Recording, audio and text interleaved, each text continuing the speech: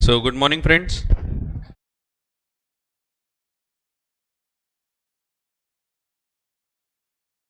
एक सेकेंड।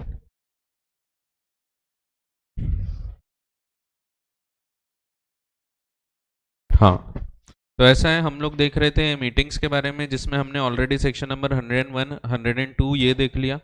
और online mode में कैसे नोटिस भेज सकते हैं इसके बारे में हमने थोड़ा बहुत डिस्कशन किया। हमने देखा नोटिस के कंटेंट्स, लेंथ, ये सब के बारे में एक बार क्विकली रिवाइज कर लेते हैं। सबसे पहले 101 में हमने देखा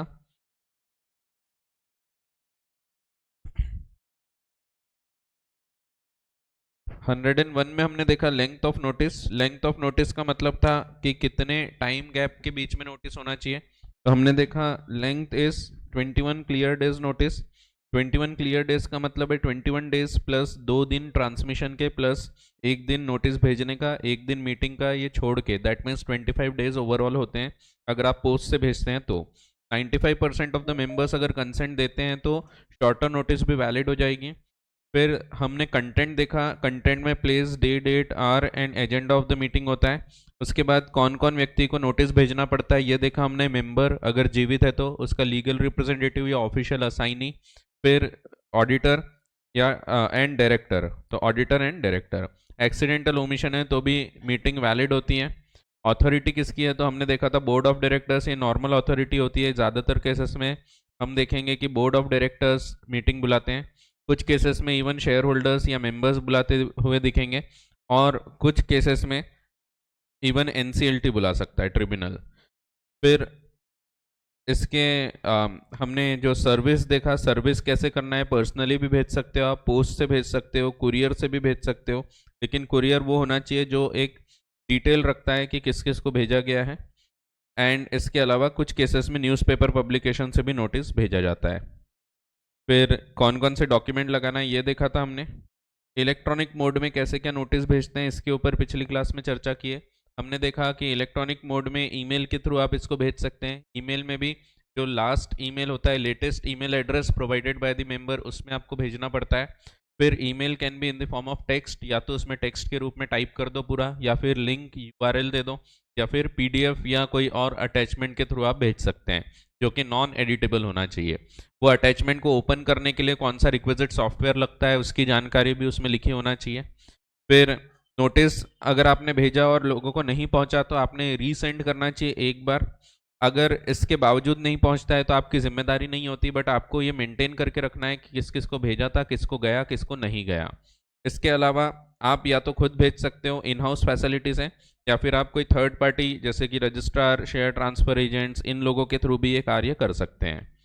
फिर notice shall be simultaneously placed on the website, ये हमने देखा था। इसके बाद 102 भी देखा। 102 में हमने देखा कि एक स्टेटमेंट बनाना पड़ता है हमको, जो कि लगाना पड़ता है हर एक आइटम ऑफ स्पेशल बिजनेस के साथ, जिसको हम एक्सप्लेनेटरी स्टेटमेंट बोलते हैं। Explanatory statement should set out all the material facts which में enable the member to take an inform decision, and it should inform the interest of the directors, relatives, managers KMP, इन लोगों का कोई interest है तो ये भी चीज़ बताना पड़ता है। फिर 2% से ज़्यादा की अगर किसी कंपनी में शेयर होल्डिंग है और मैं इस कंपनी में डायरेक्टर हूँ तो ये चीज़ भी इन्फॉर्म करना पड़ता है। इसके अलावा अगर नहीं इन्फॉर्म किया तो पेनल्टी थी 50,000 रुपये से लेके 5 गुना।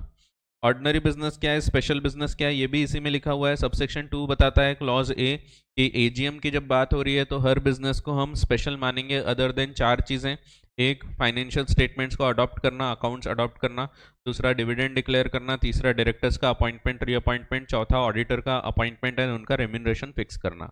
इसके अलावा जितने भी बिजनेसेस होंगे ये सब स्पेशल बिजनेस हैं, और ईजीएम में हर बिजनेस स्पेशल कहलाता है। स्पेशल नोटिस के ऊपर अभी चर्चा नहीं किए थे, अब हम बात करेंगे कोरम के ऊपर। कोरम का क्या मतलब है, तो कोरम का मतलब है minimum number of members required to be present at the meeting. तो अब हम कॉन्स्टिट्यूट करने पे आ रहे हैं। अभी तक हमने जो देखा, it should be properly conveyed, convey करना था आपको। तो कन्वे करने के लिए एक प्रॉपर नोटिस था, फिर प्रॉपर अथॉरिटी थी।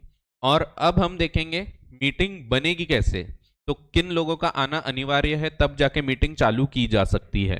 तो पहला व्यक्ति एक होता है चेयरमैन, उसके बारे में भी आज हम चर्चा करेंगे। और दूसरी चीज, कोरम होना चाहिए। कोरम का मतलब है मिनिमम नंबर ऑफ मेंबर्स होने चाहिए। तो मिनिमम नंबर ऑफ मेंबर्स जो रिक्वायर्ड होते हैं फॉर द पर्टिकुलर मीटिंग।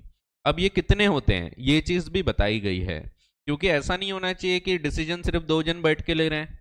इसीलिए प्राइवेट कंपनी में तो चल जाता है, प्राइवेट कंपनी छोटी सी एक कंपनी है, वहां किया जा सकता है। बट बड़ी कंपनी है, पब्लिक कंपनी है, बहुत सारे शेयर होल्डर्स हैं और 2 ही जन पूरी कंपनी चला रहे हैं, ऐसा नहीं होना चाहिए। तो इसीलिए आपको डिसीजन लेना है तो एक मिनिमम नंबर ऑफ मेंबर्स का आना अनिवार्य होता है। तो ये कितने लोग हैं ये चीज बताता है सेक्शन 103। 103 की जो शुरुआत होती है, क्योंकि अब हम एक्ट की लैंग्वेज पढ़ना भी सीख रहे हैं, तो इसीलिए हम इसके हिसाब से समझेंगे। तो पहले वर्डिंग्स क्या चालू करते हैं, तो unless the articles provide for a larger number, that means articles may provide for a large number. Articles चाहे तो इससे ज्यादा रख सकते हैं, कम रख सकते हैं क्या, तो नहीं, तो सिर्फ ज्यादा रख सकते हैं, लार्जर नंबर रखे जा सकते हैं आर्टिकल्स के द्वारा।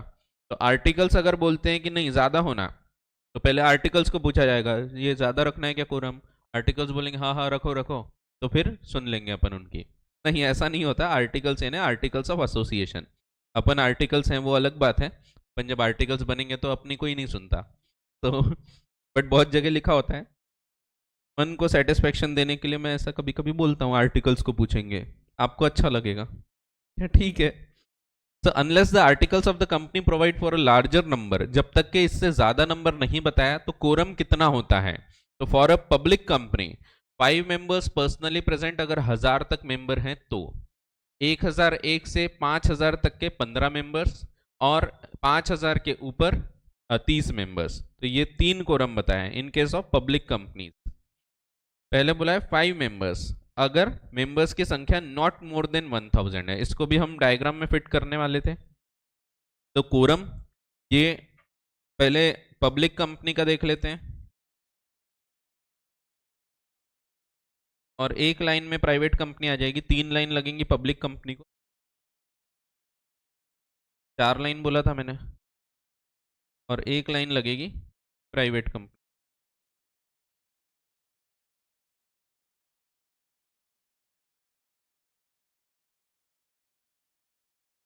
तो पहले नंबर ऑफ मेंबर्स देखो, अगर नंबर ऑफ मेंबर्स हैं 1000 तक अप टू 1000 इंक्लूडिंग 1000, ठीक है, तो ऐसे केस में कोरम रहेगा 5 मेंबर्स। अब यहां शॉर्ट में लिख रहा हूं मैं पीपी, पीपी यानी personally present, they should be personally present at the meeting, वहां पे आना चाहिए, पर्सनली आना चाहिए।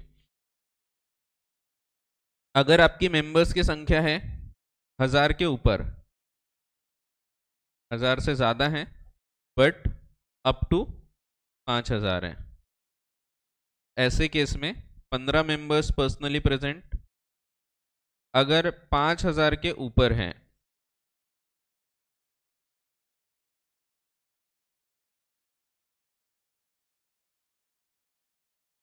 कभी कभी ये वाले एरो, ये वाले डायग्राम्स साइन गड़बड़ करते हैं, तो अगर मेंबर्स 5000 के ऊपर हैं तो ऐसे केस में 30 मेंबर्स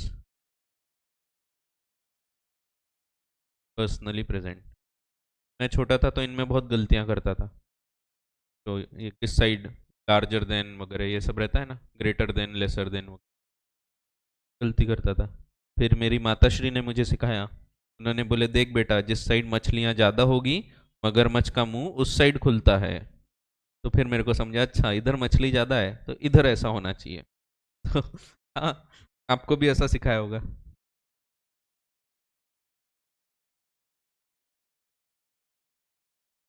हाँ, सो पब्लिक कंपनी में ये कोरम की रिक्वायरमेंट है। पहली चीज, अगर 1000 तक मेंबर्स हैं तो 5 मेंबर्स पर्सनली प्रेजेंट, 5 लोग ये डिसीजन ले सकते हैं, ठीक है, 5 मेंबर्स पर्सनली प्रेजेंट। अगर 1000 से ज्यादा है, 1001 और 5000 तक इंक्लूडिंग 5000, 15 मेंबर्स पर्सनली प्रेजेंट, और 5000 के ऊपर हैं अगर, तो 30 मेंबर्स पर्सनली प्रेजेंट। ये unless articles provide for larger number, यानी आर्टिकल्स में अगर लिखा है आपकी मेंबर्स की संख्या 1000 है बट आर्टिकल्स बोलते हैं कि 50 लोग आएंगे तभी मीटिंग चालू होगी, तो 50 कोरम हो जाएगा, क्योंकि आर्टिकल्स में provide for larger number. Articles कम नहीं कर सकता इसको लेकिन ज्यादा कर सकते हैं। तो आर्टिकल्स ऑफ एसोसिएशन डॉक्यूमेंट होता है, पता होगा आपको, तो अभी बताने की वैसे ज़रूरत तो नहीं है क्योंकि हर कोई फाउंडेशन करके ही आया है, तो फिर भी बता देता हूँ। जब कंपनी बनती है तो दो डॉक्यूमेंट्स बनते हैं, एक मेमोरेंडम, दूसरा आर्टिकल्स। इसीलिए ज़रूरी है, कोई साइंस से डायरेक्ट एंट्री वाला होगा तो होते हैं ऐसे भी बच्चे। तो अभी पिछले इंटर की बैच में जो अभी चालू है नीचे सेकेंड ग्रुप, उसमें एक है वो कोटा से इंजीनियरिंग का फर्स्ट ईयर करने के बाद इधर आया है। तो ऐसे भी होते हैं लोग, तो इंजीनियरिंग वगैरह करके आ रहे हैं, कुछ तो भी करके आ रहे हैं, तो ऐसे भी कुछ कुछ करके आते हैं। ठीक है। उसके बाद सीपीटी किया फाउंडेशन, फिर इधर आया। कुछ लोग पूरा ग्रेजुएशन करके आते हैं, तो पूरा इंजीनियरिंग करके भी आते हैं, साइंस बैकग्राउंड से भी आते हैं, तो ऐसे भी लोग होते हैं, रहते हैं। साइंस वाले हर जगह पहुंच जाते हैं, इंजीनियर्स तो कहीं भी पहुंच जाते हैं, बैंक में जॉब करते हुए दिखेंगे आपको। तो खैर तो चलो, with due respect to engineers, ऐसा किसी का हम बुराई नहीं कर रहे, सभी प्रोफेशन अच्छे होते हैं। तो पब्लिक कंपनी में आर्टिकल्स ज़्यादा बोले तो ज़्यादा हो सकते हैं, बट नहीं बोला तो ये मिनिमम नंबर लगेगा, यानी इतने लोग आना चाहिए, इसके बाद ही मीटिंग चालू होगी। सो 5 members personally present if the number of members is on the date on the is as on the date of the meeting is not more than 1000। 15 members personally present if the number of members as on the date of the meeting are more than 1000 but up to 5000। और 30 members personally present if number of members 5000 के ऊपर जाते हैं तो। इन case of private company में simple है, 2 member, सिर्फ 2 जन भी आए तो चलेगा, छोटी मोटी कंपनी है, तो 2 members पर्सनली प्रेजेंट। हाँ जगह है तो यहाँ पूरा लिख सकते, नहीं तो आप बोलोगे सर ये पीपी क्या था, पीपी पीपी, तो पूरा लिख लेते हैं, यहाँ पे जगह है ना।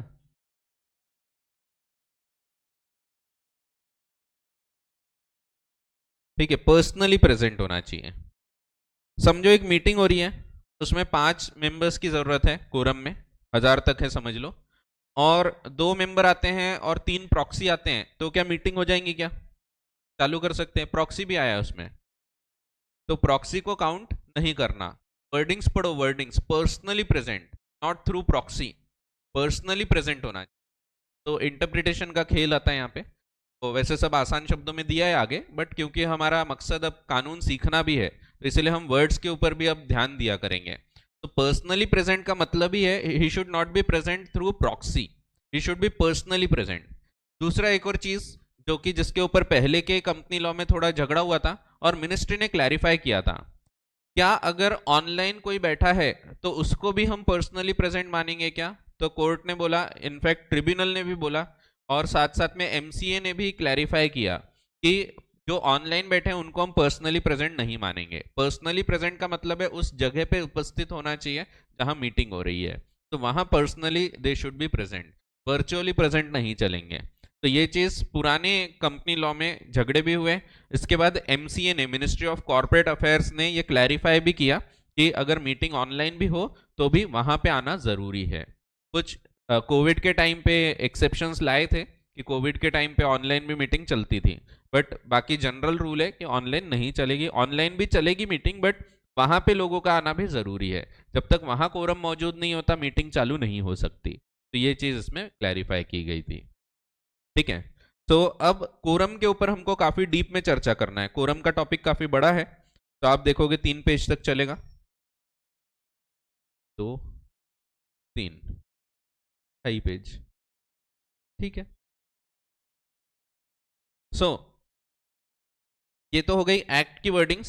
सेक्शन 103 एक लाइन से चल रहे हैं हम, सेक्शंस 101 पढ़ा नोटिस, 102 पढ़ा एक्सप्लेनेटरी स्टेटमेंट, 103 पढ़ रहे हैं कोरम, 104 पढ़ेंगे चेयरमैन।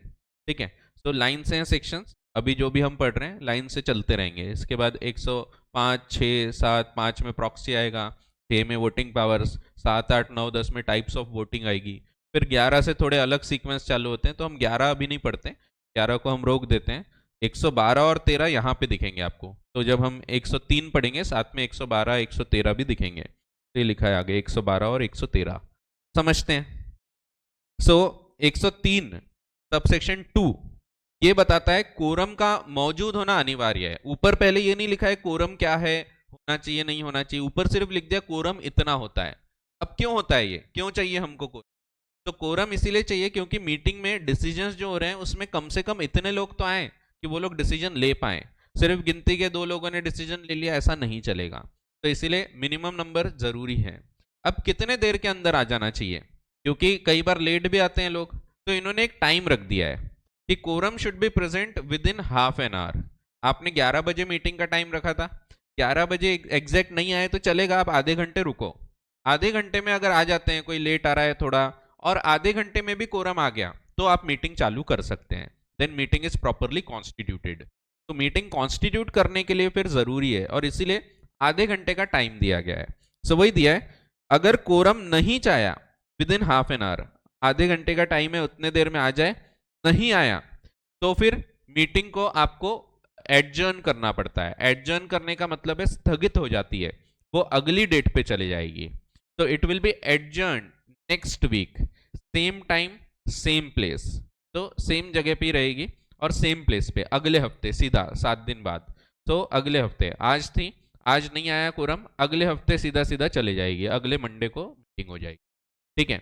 अगर हम चाहें, डायरेक्टर्स अगर चाहें तो इसको और आगे भी ले जा सकते हैं, उनको अगर वो टाइम नहीं जम रहा है, अगले हफ्ते बिजी हैं, तो और आगे पीछे कर सकते हैं।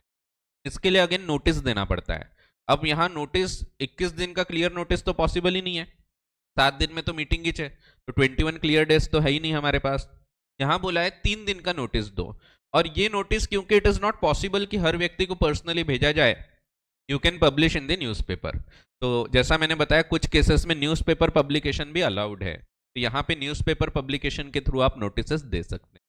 ठीक है, तो देखते हैं। तो पहली चीज, if the quorum is not present within half an hour from the time appointed for holding a meeting of the company, meeting shall stand adjourned। तो adjourn का मतलब स्थगित होना, तारीख पे तारीख। अपन देखते हैं ना सनी पाजी वाले, जज साहब तारीख पे तारीख, तारीख पे तारीख, बस वही है, तारीख पे तारीख। तो 1 तारीख को वो दूसरे तारीख पे शिफ्ट हो जाएगी। तो आज अगर मीटिंग थी तो अगले हफ्ते सेम डे सेम टाइम ये शिफ्ट हो जाएगी। तो टू द सेम डे रहेगा इन द नेक्स्ट वीक, अगले हफ्ते, at the same time and place. और अगर बोर्ड ऑफ डायरेक्टर्स चाहें कि नहीं नहीं ये टाइम प्लेस नहीं जम रहा है, तो such other date, such other time and place as board में डिटरमाइन। फिर प्रोविजो पढ़ रहे डायरेक्ट, बी वाला क्लॉज छोड़ते हैं अभी। Provided in case of adjourn meeting, जब एडजर्न हो रही है, और in case of change of day time and place, company shall give notice. यहां पे भी अगेन एक नोटिस देने की जिम्मेदारी है। It shall give notice of not less than 3 days, 3 दिन का नोटिस रहेगा। ठीक है, तो नोटिस के बिना ये एडजर्न मीटिंग भी नहीं होगी, नोटिस तो भेजना ही है to the members either individually, but कई बार इट इज नॉट प्रैक्टिकेबल, तो इंडिविजुअली कहाँ इतने लोगों को नोटिस भेजते बैठेंगे। वैसे ईमेल का जमाना है तो अब जम भी जाता है, बट पहले तो पॉसिबल ही नहीं था, और इसीलिए इन्होंने बोल दिया है आइदर इंडिविजुअली और by publishing an advertisement in newspaper. यहाँ पे जितने भी जगह हम देखेंगे कंपनी लॉ में 2 न्यूज़पेपर पब्लिकेशन होते हैं हर जगह, एक इंग्लिश लैंग्वेज, दूसरा वर्नाकुलर लैंग्वेज। तो कंपनी लॉ में हर जगह आपको यही दिखेगा, तो आप आंख बंद करके लिख सकते हैं, जब भी न्यूज़पेपर पब्लिकेशन आएगा 2 जगह आएगी, तो एक इंग्लिश में, दूसरा वर्नाकुलर। वर्नाकुलर यानी लोकल लैंग्वेज, तो भी लोकल लैंग्वेज होगी, जैसे महाराष्ट्र में हो तो मराठी में। ठीक है, आप साउथ के कोई जगह चले जाओगे, वहां की जो लोकल लैंग्वेज रहेगी उस लैंग्वेज में पब्लिश करना पड़ेगा उस न्यूज़पेपर, तो उसी न्यूज़पेपर में और उसी लैंग्वेज में।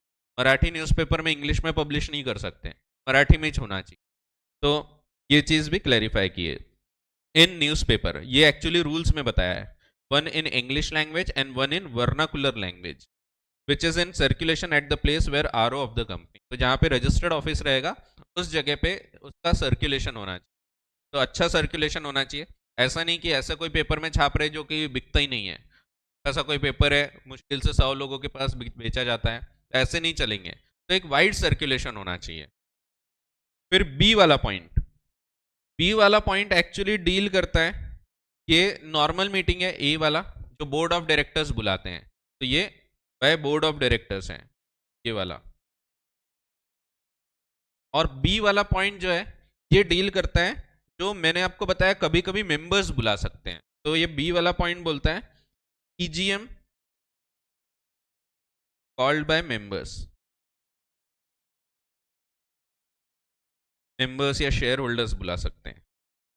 तो ए वाला जो है ये बोर्ड ऑफ डायरेक्टर्स ने खुद से बुलाया है। बोर्ड ऑफ डायरेक्टर्स को कोई डिसीजन लेना था, उन्होंने मीटिंग बुलाए थे, जैसे कोई कंपनी का प्लेस चेंज करना है, नाम चेंज करना है, उसमें लोग नहीं आए तो ठीक है, अगले हफ्ते देखेंगे, अगले हफ्ते जब आएंगे तब ये मीटिंग हो जाएगी।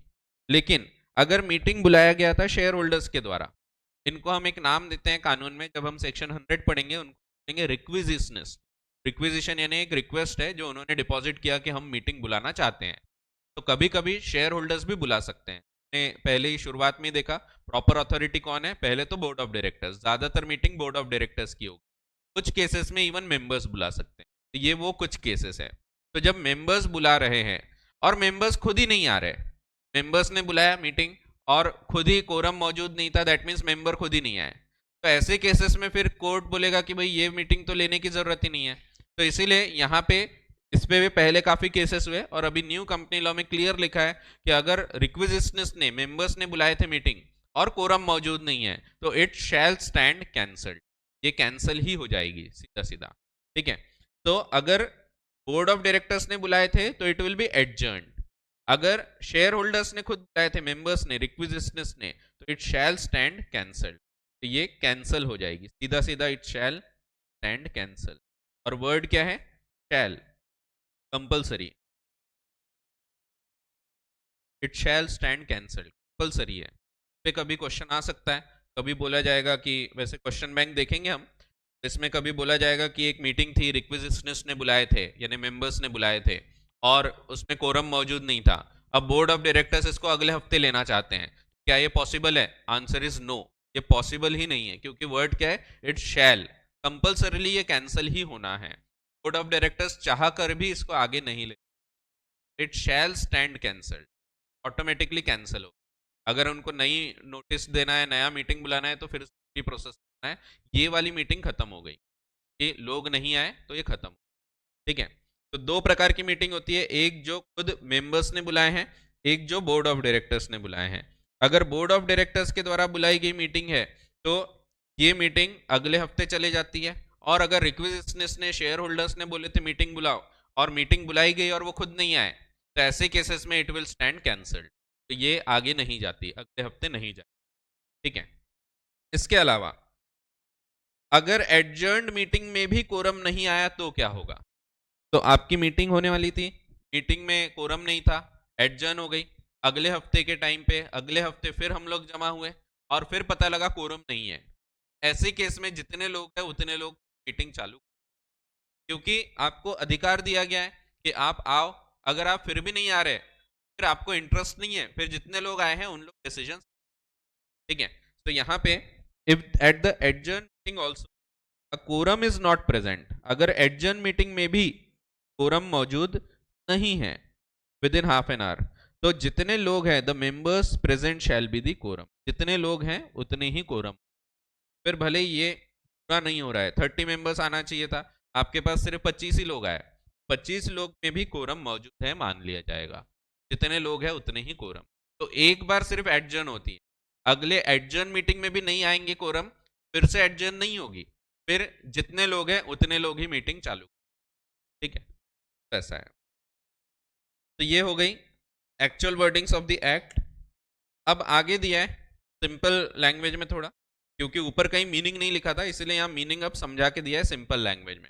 कोरम का मतलब क्या है, ऊपर कहीं मतलब नहीं दिया है, सिर्फ बोला है कि इतने लोग रहे वगैरह, तो ये है क्या? तो कोरम को डिफाइन किया, it means the minimum number of members required must be present at the meeting as required by law और rules in order that the meeting may be properly constituted, quorum of members must be present at the meeting, meeting में इनका आना अनिवार्य है, quorum मौजूद। अब कई बार दिक्कत ये आती है कि सवाल यह है कि कोरम जो है बीच में खत्म हो गया तो क्या होगा? जैसे कभी कभी ऐसा होगा कि कॉन्स्टिट्यूट होने के लिए मीटिंग में जरूरी था, तो जब मीटिंग हुई हुई तब कोरम था, फिर जैसा मैंने आपको बताया कई लोगों को इंटरेस्ट नहीं होता पूरे काम में, वो आते हैं, नाश्ता करते, डिविडेंड लेते, चले जाते हैं, तो सब जगह यही होता है। तो आपको लगता होगा सिर्फ आप ऐसा करते हैं, ऐसा नहीं है, इवन सीए लोग ऐसे ही करते हैं। तो कि सीए लोगों की कोई कॉन्फ्रेंस होती है तो बहुत सारे लोग लंच टाइम पे आते हैं, साइन वाइन करते हैं, खाना खाए निकल लिए, तो ऐसे भी रहते हैं बहुत सारे लोग, सभी लोग ऐसा करते हैं। यहाँ मीटिंग में भी तो ऐसा हो सकता है, लोग आए, थोड़ा बहुत बिजनेस हुआ, फिर ब्रेक हुआ था, इन्होंने नाश्ता पानी किए और फिर बोले यार अब नींद आ रही है और निकल लिए। तो ऐसे केस में अब बाकी के जो आगे के रेजोल्यूशन है उसमें कोरम मौजूद नहीं था, तो क्या वो रेजोल्यूशन पास होंगे? Answer is no. वैसे यहाँ पे कुछ क्लैरिटी नहीं थी, क्योंकि पहले क्या बोला गया है, मीटिंग कॉन्स्टिट्यूट होने के लिए कोरम की जरूरत है, तो शुरुआत के लिए जरूरी है। बट उसका मकसद क्या है? उसका मकसद है कि भाई कम से कम इतने लोग तो रहे डिसीजन के लिए।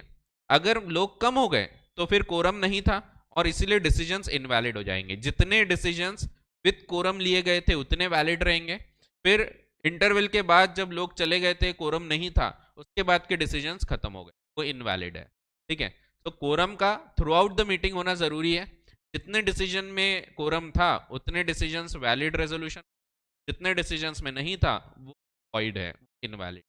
ठीक है, तो ऐसा है, ये दिया है, ये भी ये लिखा है, quorum must be present throughout, पृष्ठ क्रमांक 11.13, थ्रू आउट द मीटिंग होना चाहिए। अगर कुछ रेजोल्यूशन में था कुछ में नहीं था, तो जितने रेजोल्यूशन में कोरम था उतने के लिए मीटिंग वैलिड है, और जिसमें नहीं था उसके लिए वॉइड हो गई।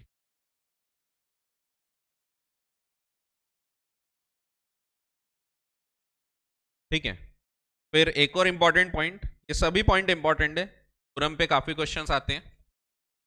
Proxies are not counted for the purpose of quorum. क्यों? क्योंकि मैंने आपको बताया पर्सनली प्रेजेंट होना चाहिए लोगों ने। तो if the members are not personally present then quorum मौजूद नहीं है। प्रॉक्सीज को अलग बिठाया जाता है एक्चुअली। प्रॉक्सीज जो आते हैं ना, जब भी प्रॉक्सी कोई आता है तो प्रॉक्सी फॉर्म लेके आता है, वो एक प्रॉक्सी फॉर्म होती है, वो लेके आना पड़ता है। और देखा जाता है कि भाई तुम प्रॉक्सी हो कि नॉर्मल मेंबर हो। अगर तुम प्रॉक्सी हो तो तुमको बोला जाएगा तुम वो उधर बैठो कोने में। तो प्रॉक्सीज को अलग बिठाते हैं, आप लोग प्रॉक्सी हो गए, मेंबर्स अलग बैठेंगे, ऐसा एग्जाम्पल है। तो प्रॉक्सी को अलग बिठाते हैं और मेंबर्स को अलग बिठाते हैं। ऐसा क्यों? क्योंकि एक और अधिकार है जो प्रॉक्सी को नहीं मिलता। Proxy can not vote by show of hands. वैसे हाथ दिखा के जब वोटिंग होगी ना तब प्रॉक्सी वोट नहीं कर सकता। तो अपन जब बोलेंगे कि हाँ कितने लोग इसमें हाँ बोलना चाहते हैं, तो लोग हाथ बताएंगे। तो हाथ बता के वोटिंग में प्रॉक्सी को नहीं अलाउड है। तो proxy can not vote at show of hands. वो पोल पे वोट कर सकता है लेकिन वो शो ऑफ हैंड्स पे वोट नहीं कर सकता, इसीलिए उनको अलग बिठाया जाता है। ऐसा कहीं लिखा नहीं है बट प्रैक्टिकली ये होता है। नहीं तो बीच में बैठा रहेगा वो भी हाथ दिखा देगा तो अपने को कैसे पता। तो इसीलिए प्रॉक्सीज को अलग बिठाया जाता है। उनको अलग एक लाइन दे देते, तुम लोग ये वाले लाइन में बैठो, तो प्रॉक्सी सब यहाँ बैठेंगे और फिर जो मेंबर्स है वो दूसरी जगह बैठेंगे। तो इस प्रकार से बाइफरकेट करके बिठाया जाता है जानबूझ। ठीक है, तो प्रॉक्सीज को काउंट भी नहीं करते for the purpose of quorum, because he is not a person personally present. Only members present in person, सिर्फ in person can be counted for the purpose of quorum. However, अब आगे एक जो point है इसको अभी हम समझते हैं। Representatives of body corporate appointed under section 113 और रिप्रेजेंटेटिव्स ऑफ प्रेसिडेंट और governor under section 112, these are member personally present. अब ये कौन है रिप्रेजेंटेटिव? समझो कोई पर्टिकुलर कंपनी है, वो कंपनी में शेयर होल्डिंग है प्रेसिडेंट के नाम से, प्रेसिडेंट भी होल्ड करते हैं। जितनी भी गवर्नमेंट कंपनी है, गवर्नमेंट कंपनी की जो सेंट्रल गवर्नमेंट जो शेयर्स होल्ड करेगी प्रेसिडेंट के नाम से होते हैं। स्टेट गवर्नमेंट जो होल्ड करेगी वो पूरे गवर्नर के नाम से होते हैं। प्रेसिडेंट और गवर्नर की पोस्ट जो है एक एक प्रकार से आप देखो तो जैसे पीएम और सीएम होता है, प्राइम मिनिस्टर सेंटर में होता है और सीएम चीफ मिनिस्टर स्टेट में होता है, वैसे ही प्रेसिडेंट ये मेन व्यक्ति जो सेंटर में है और गवर्नर ये स्टेट के होते हैं और स्टेट के गवर्नर होते हैं। तो जैसे president is the first person of India, तो भारत का पहला नागरिक जो होता है, फर्स्ट सिटीजन, फर्स्ट पर्सन, वो प्रेसिडेंट होता है। वैसे ही first person of state governor होते हैं। ठीक है, तो ये लोग हैं, इनके नाम से होल्ड किया जाता है। मैं जब प्रेसिडेंट बोल रहा हूं तो मैं द्रौपदी मुर्मू जी की बात नहीं कर रहा हूं, मैं बोल रहा हूं प्रेसिडेंट की पोस्ट। मैं वो व्यक्ति की बात नहीं कर रहा हूं, क्योंकि वो व्यक्ति तो बदलता है। तो कल चल के रामनाथ कोविंद थे, वो चेंज हो गए, अभी द्रौपदी मुर्मू है तो वो प्रेसिडेंट बन गए। तो उनके नाम से होल्ड नहीं होते हैं ये शेयर्स। ये शेयर्स होल्ड होते हैं प्रेसिडेंट की पोस्ट के नाम से। तो पोस्ट के नाम से होल्ड होंगे, कल चल के व्यक्ति चेंज हो जाएगा बट वो उस प्रेसिडेंट के नाम से ही होल्ड। अब प्रेसिडेंट की पोस्ट जो है, आप सोच के देखो, कंपनी की मीटिंग हो रही तो प्रेसिडेंट जाएंगे क्या खुद? प्रेसिडेंट मीटिंग करने जा रहे हैं तो उनको और भी काम होते हैं, तो वो थोड़ी मीटिंग करने जाएंगे। वो लोग क्या करते हैं, प्रेसिडेंट या गवर्नर ये किसी अपने एक खास व्यक्ति को भेज देंगे। जैसे प्रेसिडेंट है, द्रौपदी आंटी जी हैं, मुझे बोलते हैं अरे शर्मा जी इधर आओ, थोड़ा ये मीटिंग है, मीटिंग चले जाओगे क्या आप, मेरे बिहाफ पे ये आप मीटिंग देख लेना। मैं बोलता हूँ ठीक है, तो वो मुझे एक रिप्रेजेंटेटिव करके अपॉइंट करेंगे। अब मुझे जैसे अपॉइंट किया तो मैं एज अ मेंबर मान लिया जाऊंगा, मैं प्रॉक्सी नहीं हूं, मैं मेंबर हूं। I am representing the president या I am representing the governor. उसी प्रकार से कंपनी के केस में भी होता है। कंपनी के केस में कंपनी जाएगी क्या, कभी देखे कि आपने कंपनी चली मीटिंग करने, कंपनी तो आर्टिफिशियल पर्सन है, वो कैसे जाएगी। तो कैप्स लर्निंग प्राइवेट लिमिटेड ने अगर रिलायंस के शेयर होल्ड किए तो caps learning private limited personally तो नहीं जा सकता, आर्टिफिशियल पर्सन है, तो वो भी किसी को अपॉइंट करेंगे। तो कैप्स ने बोर्ड रेजोल्यूशन से मुझे अपॉइंट किया कि शशांक शर्मा आप जाओगे हमारे तरफ से मीटिंग करने। अब मैं गया तो मैं मेंबर माना जाऊंगा, मैं प्रॉक्सी नहीं हूं, क्योंकि ये खुद नहीं आ सकते इसलिए इन्होंने दूसरे को भेजा है। तो ये मेंबर है तो मैं मेंबर माना जाऊंगा, मैं यहां प्रॉक्सी नहीं माना जाऊंगा। मुझे फिर अधिकार है कि मैं हर वो काम कर सकता हूं जो मेंबर कर सकता है। That means I can appoint a proxy. मैं खुद नहीं जा सक रहा, मैं अपने आर्टिकल को भेज सकता हूं, जा रे तू जाके करके आ जा वोटिंग। तो मैंने अगर किसी को भेज दिया तो वो प्रॉक्सी हो, ठीक है। तो मैं अगर जाता हूं तो मैं पर्सनली प्रेजेंट माना जाऊं। कभी कभी ऐसा भी हो सकता है, मैं 3 जनों के बिहाफ पे जा रहा हूं, मैं 3 कंपनी में मेंबर हूं। एक है रिलायंस इंडस्ट्रीज लिमिटेड, इसमें मेरे बहुत सारे शेयर्स हैं, मैं 30% शेयर होल्डिंग अपनी है। एक है कैप्स लर्निंग प्राइवेट लिमिटेड, और एक खुद के नाम से भी मैं होल्ड करता हूँ, शशांक शर्मा नाम से भी होल्ड कर रहा हूँ। ये एक पर्टिकुलर कंपनी है, इस कंपनी में मैं तीनों के लिए जा रहा हूँ। मुझे रिलायंस ने भी अपॉइंट किया कि शर्मा जी आप जाओ, कैप्स ने भी अपॉइंट किया शर्मा जी आप जाओ, और खुद के लिए भी मैं जा रहा हूँ। ऐसे केस में यहां जब मैं मीटिंग में आऊंगा तो हम मानेंगे 3 मेंबर्स आए हैं, आया मैं अकेला हूं लेकिन 3 मेंबर्स आए हैं माना जाएगा, क्योंकि ये मैं भी आया हूं पर्सनली प्रेजेंट, कैप्स भी मेंबर माना जाएगा, कैप्स पर्सनली प्रेजेंट है क्योंकि मुझे अपॉइंट किया है, एंड रिलायंस की जगह भी मैं गया हूं तो मैं पर्सनली प्रेजेंट हूं, तो 3 बार मैं हूं ये माना जाएगा, 3 मेंबर्स पर्सनली प्रेजेंट। ठीक है, ऐसा क्यों, क्योंकि अगर इन्होंने मुझे अपॉइंट किया है that means I am a member, तो मैं खुद के एक कैपेसिटी में जा रहा हूं, दूसरा रिलायंस के बिहाफ पे एज मेंबर जा रहा हूं, तीसरा कैप्स के बिहाफ पे एज मेंबर जा रहा हूं। समझो प्रेसिडेंट ने भी अपॉइंट किया है तो मैं प्रेसिडेंट के बिहाफ पे भी जा रहा हूं, तो 4 मेंबर्स आए ऐसा माना जाए। ठीक है, सो ये जो है इनको पर्सनली प्रेजेंट माना जाता है, जो रिप्रेजेंटेटिव अपॉइंट किए गए हैं by body corporate company under section 113, या फिर रिप्रेजेंटेटिव अपॉइंट किए गए हैं by governor of state under section 112, is member personally present for the purpose of counting the quorum. अब यही 112 और 113 की एक्चुअल वर्डिंग्स आपको सामने दी हुई है, तो देखते हैं एक बार। Representation of president and governors in meetings. तो प्रेसिडेंट ऑफ इंडिया या गवर्नर ऑफ स्टेट ये लोग खुद मीटिंग करने नहीं जाते। If he is a member of a company may appoint, तो ये चाहे तो खुद जा भी सकते हैं, बट नहीं तो ये अपॉइंट कर सकते हैं सच पर्सन, कोई भी व्यक्ति, as he thinks fit to act as his representative. तो मैं रिप्रेजेंटेटिव हूं, मैं प्रॉक्सी नहीं हूं। ठीक है, at any meeting of the company और at any meeting of the class of members of the company, कोई भी मीटिंग के लिए, कंपनी की मीटिंग हो या कोई क्लास मीटिंग हो, जैसे समझो प्रेसिडेंट के पास प्रेफरेंस शेयर्स थे और एक प्रेफरेंस शेयर होल्डर की मीटिंग चल रही है किसी कंपनी की, तो उसमें भी ये अपॉइंट कर सकते। ठीक है, क्लास मीटिंग्स में। तो ये 112 एक। 112 दो बोलता है कि ये जो व्यक्ति है ऊपर जो बताया रिप्रेजेंटेटिव, ये रिप्रेजेंटेटिव प्रॉक्सी नहीं है, ये मेंबर माना जाएगा। ये चीज सबसेक्शन 2 क्लैरिफाई करती है। And he is entitled to appoint a proxy, वो लगे तो प्रॉक्सी अपॉइंट कर सकता है। क्यों, क्योंकि ही इज पर्सनली प्रेजेंट, और वो अगर चाहे, वो मेंबर है खुद, वो चाहे तो खुद वोट ना करते हुए प्रॉक्सी को भेज सकता है, because he is deemed as member. A person appointed under subsection 1 यानी रिप्रेजेंटेटिव, ये जो ऊपर अपॉइंट किया ये, shall for the purpose of this act be deemed to be a member, इसको हम मेंबर मानेंगे of such a company.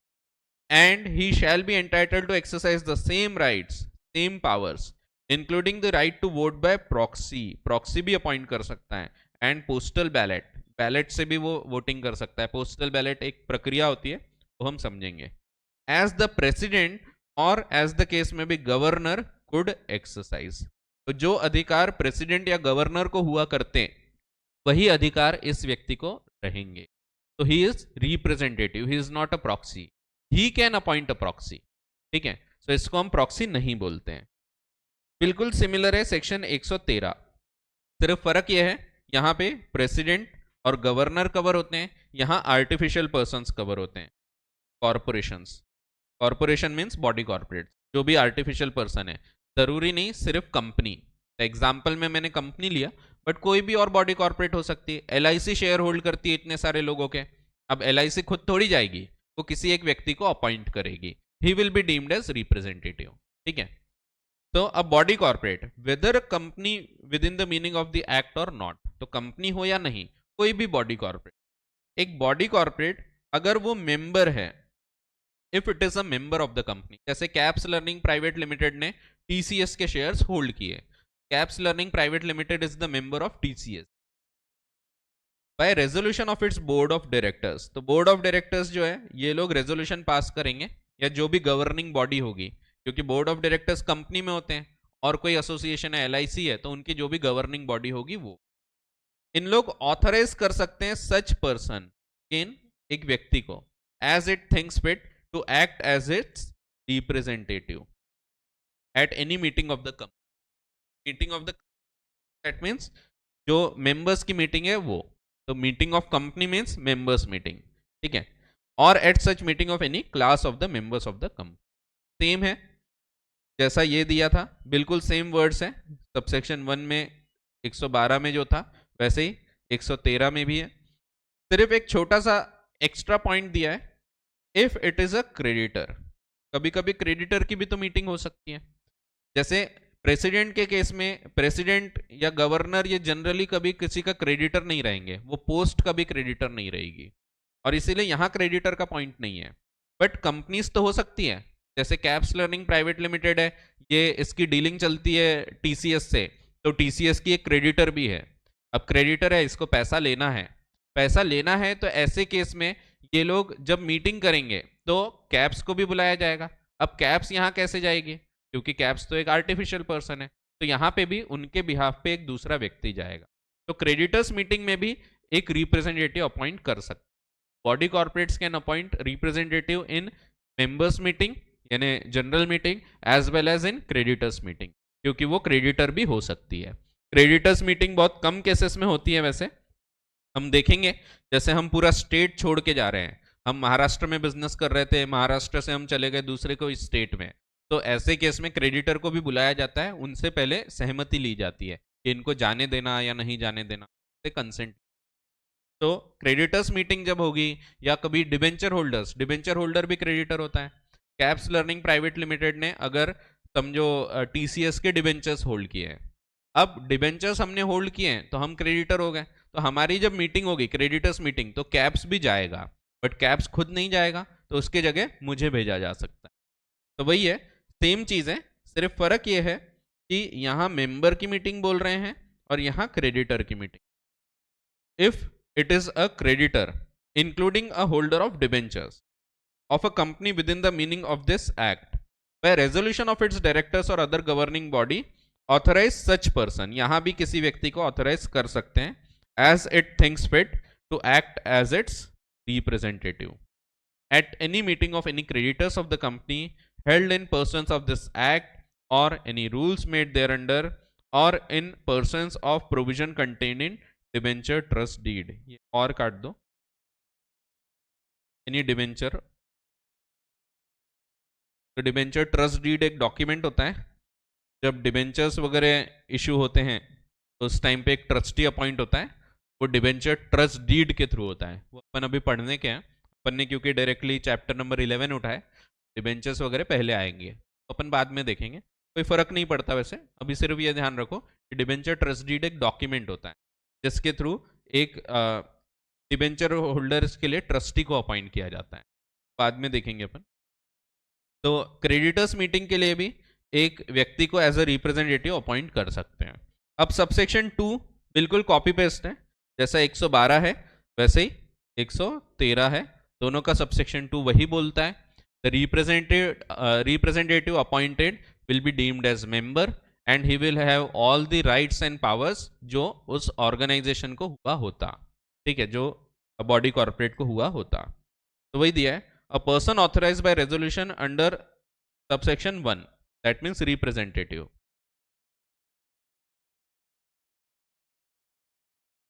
shall be entitled to exercise the same rights and powers, including the right to vote by proxy and by postal ballot, on behalf of the body corporate which he represents, as that body corporate could have exercised if it were an individual member, creditor or holder of debit।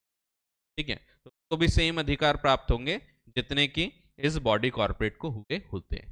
ठीक है, ये point मैंने ऊपर already बता दिया। अगर दो या दो से ज्यादा बॉडी कॉर्पोरेट आते हैं, एक ही मेंबर है बट वो दो बॉडी कॉर्पोरेट को रिप्रेजेंट कर रहा है, तो हम मान लेंगे कि दो जन आए हैं। वो खुद को भी रिप्रेजेंट कर रहा है तो तीन जन आए हैं। कभी ऐसा हो सकता है मैं खुद को रिप्रेजेंट नहीं कर रहा, सिर्फ दो कंपनी के बिहाफ पे जा रहा हूं, तो मैं दो कंपनी के बिहाफ पे हूं तो 2 मेंबर्स पर्सनली, मैं खुद भी मेंबर हूं तो 3 मेंबर्स पर्सनली प्रेजेंट। ठीक है, समझ रहा क्या? उसमें 3 रहेगी, तो इनका पूछना है वोटिंग पावर कितनी रहेगी। फिर मैं जब ऐसा हाथ दिखाऊंगा 3 हाथ माने जाएंगे, भले एक हाथ बता रहा हूँ लेकिन वो 3 माने जाएंगे फिर। ठीक है, तो वहां पे उतना फिर ध्यान रखना पड़ता है। जनरली इतने ज्यादा लोग नहीं होते ऐसा दो दो तीन तीन बॉडी कॉर्पोरेट रिप्रेजेंट कर रहे हैं, जनरली एक आध कभी कोई होता है। तो अगर ऐसा कुछ है तो उतना फिर नोट करके रखा जाता है, शर्मा जी हैं वो 3 जनों के पे आए हैं, तो लिखा जाता है, ऐसा है।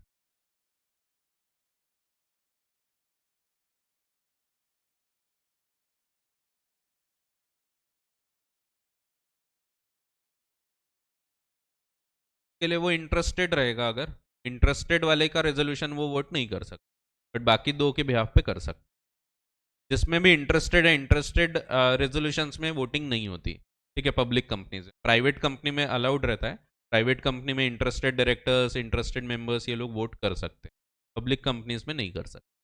ठीक है, चलो, तो वही लिखा है फिर।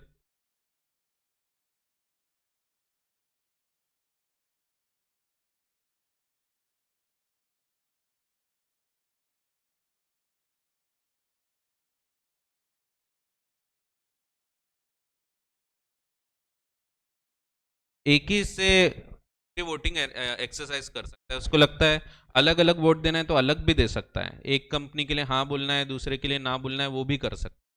जैसे उसको अगर कंपनी ने बोल के रखी होगी कि ये वाले रेजोल्यूशन हाँ बोलना है, और दूसरी कंपनी ने अपोजिट बोला होगा, तो दोनों के लिए वो अलग अलग वोटिंग भी कर सकता है, उतना इन्फॉर्म करना पड़े। इनफैक्ट इतना ही नहीं होता, अभी हम 106 पढ़ने के हैं, में आप और थोड़ा अजीब से रूल पढ़ोगे।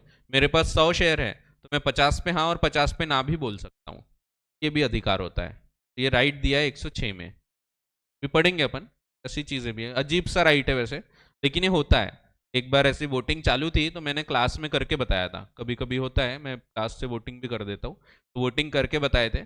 और उसमें हम लोगों ने ऐसा किए थे, मेरे पास 500 शेयर थे तो उसमें हमने 200 में हाँ बोले, 200 में ना बोले और 100 में हमने छोड़ दिया, तो एब्सटेन किया, एब्सटेन करना बोलते, और वोटिंग हो गई। वैसे भी वोटिंग होती है, तो आपको पूरे वोट एक्सरसाइज करना भी जरूरी नहीं। मेरे पास 500 शेयर है, मुझे 400 यूज करना है, मैं 400 यूज करूंगा। फिर उसमें भी मुझे किसी पे हाँ किसी पे ना बोलना है तो मैं वो भी कर सकता। थोड़ा अजीब है वैसे वो, क्योंकि एक ही रेजोल्यूशन में मैं बोल रहा हूँ हाँ ये करो, फिर बोल रहा हूँ हाँ ये मत करो, अजीब है थोड़ा, लेकिन ये राइट है। तो ये स्पेसिफिकली आपको देता है सेक्शन 106। 106 में देखो, वैसे अभी पढ़ने के हैं बट ये देखो यहाँ दिया है, आगे ही है, पेज नंबर 11.13।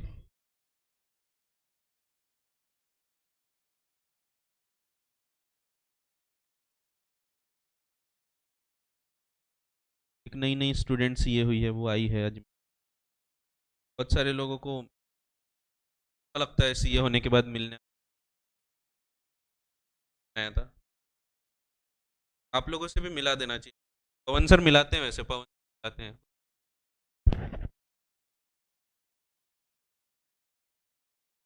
आ जाओ। तो सबसे पहले तो कॉन्ग्रेचुलेशन, तो सबसे अच्छी बात है, देखो एक चीज़ जो आपने देखा भी होगा कि बहुत सारे लोग एक्टिव भी होते हैं हर जगह और उसके बाद भी पढ़ाई भी कर लेते हैं, सीए भी हो जाते हैं। प्रज्ञा भी उसी प्रकार से एक है, विकासा में एक्टिव मेंबर है, इनफैक्ट कमिटी में थी। विकासा पता होगा आपको, विकासा, विकास और विकासा। विकासा बच्चों के विकास के लिए काम करता है। जो सीए स्टूडेंट्स हैं उनकी कम्युनिटी होती है विकासा। तो विकासा इसीलिए क्योंकि वेस्टर्न इंडिया का है, वेस्टर्न एरिया से है, इसीलिए विकासा है वो। ठीक है, साउथ सदर्न रहेगा तो सिकासा होगा। सेंट्रल का भी सिका है ना, दोनों का सिकासा, एक में एस होगा एक में सी होगा, बट है सिकासा ही। तो ठीक है। तो ये एक्टिव मेंबर थी, तो मैं इसीलिए मैं बोला कि चलो आप लोगों को भी थोड़ा एक बार मिलना हो जाए तो अच्छा रहेगा। तो आप भी पता कर सकते हैं कैसे क्या मैनेज करते थे, कि बहुत काम बहुत होते हैं। आप अगर विकासा में कमेटी में हो, जैसे बच्चों के लिए ओडीआर्स अरेंज करना है और कोई कॉन्फ्रेंस वगैरह हैं, तो इन लोग सब करते हैं वो। तो काफ़ी मुश्किल होता है, बट फिर भी करते हैं बहुत सारे बच्चे। आप लोगों ने भी इंस्पिरेशन लेना चाहिए। तो मैं चाहूँगा आप कुछ शेयर करना चाहते हैं, कुछ थोड़ा बहुत। हाँ तो चलो सुनते हैं थोड़ा, मैं भी साइड में खड़े होकर सुनता हूँ। सो प्रज्ञा।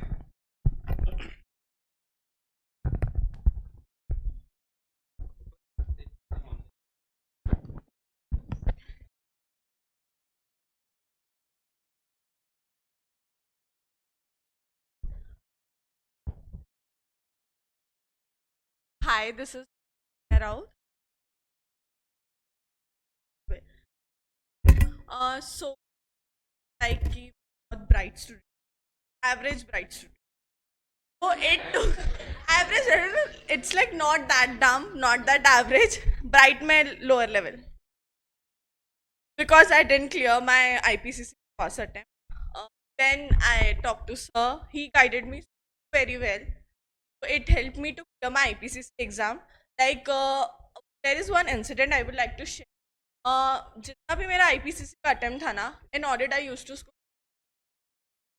मेरा फिर वन क्लियर हुआ। देन आफ्टर दैट ग्रुप मैंने दिया अटेम्प्ट में, I scored just because sir ने गाइड किया था। फर्स्ट सेकेंड मैंने इतना राइटिंग प्रैक्टिस किया था हमारे टाइम पे पीएम प्रैक्टिस में।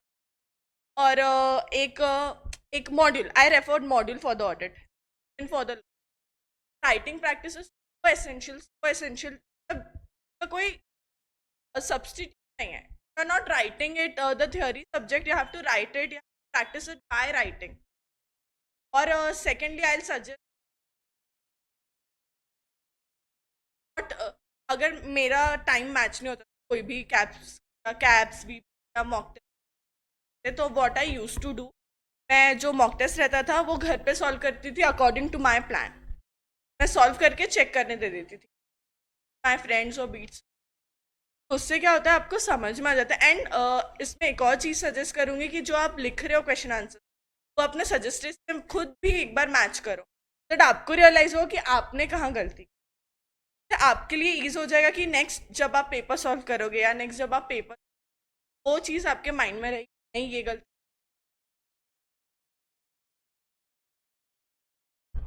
एंड अबाउट विकासा, I was active in 2020 as a vice chairperson of the committee. And उस टाइम पे कोविड आ गया, तो we have to do everything online. And I suggest कि गो फॉर विकासा, बिकॉज कॉन्टैक्ट्स बहुत बनते हैं, बहुत ज़्यादा बनते हैं। लाइक तुम्हारे कॉन्टैक्ट्स फेटर्निटी में भी बनेंगे और स्टूडेंट्स में भी बनेंगे। तुम्हारा कोई भी काम होगा इतना ईजी हो जाएगा, बहुत एफर्ट्स नहीं लेने पड़ेंगे, तुम्हारे कॉन्टैक्ट्स इतने strong. Anything else do you ask?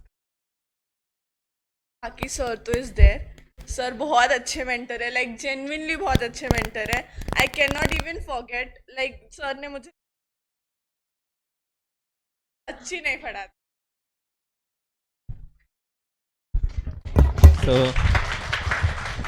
तो ऐसा है, वैसे प्रज्ञा का पूरा ग्रुप ही ऐसा था कि मैं जनरली, मेरे को लोगों के नाम ऐसे याद नहीं होते, वैसे इंटर में हो जाते हैं, बट इनका ग्रुप एक अलग ही था। इनके ग्रुप के हर एक बच्चे से मैं इतना कनेक्टेड था कि हर बच्चे, इवन अभी पिछले इसमें एग्ज़ाम में एक हिमांशु करके, हिमांशु का वो भी क्लियर हुआ, तो वो भी आया था मिलने। तो वो तो खैर अलग ही, वो भी सब एक एक यूनिक है ये लोग सब। सो काफ़ी अच्छा इन लोगों का ग्रुप भी था, और लगभग सब थोड़ा आगे पीछे होते हैं, कभी कभी होता है सीए एग्जाम्स में, कोई बड़ी बात नहीं होती। ऐसा हारना नहीं चाहिए, कभी कभी होता है कोई आगे निकल जाता है कोई पीछे रह जाता है। तो मैं खुद भी फाइनल में एक बार में नहीं क्लियर हुआ था, मैं तो थोड़ा मस्ती करते रहता था, तो फाइनल में जाके थोड़ा और ज़्यादा मस्ती हो गई थी। तो बाकी अभी मैं सीधा साधा हूँ, मैं तो मस्ती करता नहीं, अब एकदम ही सिंपल हूँ मैं। सो करना चाहिए, लेकिन थोड़ी बहुत मस्ती भी करना चाहिए, हर जगह एंगेज रहना चाहिए, एंगेज रहना ज़रूरी होता है, एंगेज है ने। अब वो भी रह सकते हो आप, उससे भी काफ़ी कुछ सीखने मिलता है, एटलीस्ट क्या करना ये ना मिले तो क्या नहीं करना ये सीखने ज़रूर मिलता है। तो सब चीज़ इंपॉर्टेंट होती है, तो हर चीज़ को बैलेंस करके चलना ज़्यादा इंपॉर्टेंट होता है। तो ठीक है, तो अभी अपने पास टाइम भी नहीं है अभी, तो कंक्लूड कर लेते हैं, थोड़ा सा टॉपिक बचा था बट अपन अगली क्लास में ही देख लेंगे वो। और करते रहो, कुछ भी हेल्प लगती है तो बहुत सारे आपके पास मेंटर्स भी हैं, हम लोग भी हैं, और बहुत सारे ऐसे स्टूडेंट्स भी हैं, अब तो स्टूडेंट बोलना भी ठीक नहीं लगता, सीए हो गए ना सब। तो बहुत सारे सीए लोग भी हैं और जिनसे आप बात कर सकते हैं, इवन आगे चल के भी, जैसे इन लोग कहीं जॉब पे जाते हैं, आपको आर्टिकलशिप की हेल्प लगती है, तो कई बार रेफरेंसेस भी काम आते हैं, बिग फोर्स वगैरह में जाना है कहीं पे, तो बहुत सारे रेफरेंस रहते हैं, तो कनेक्ट बना रहना बहुत ज़रूरी होता है।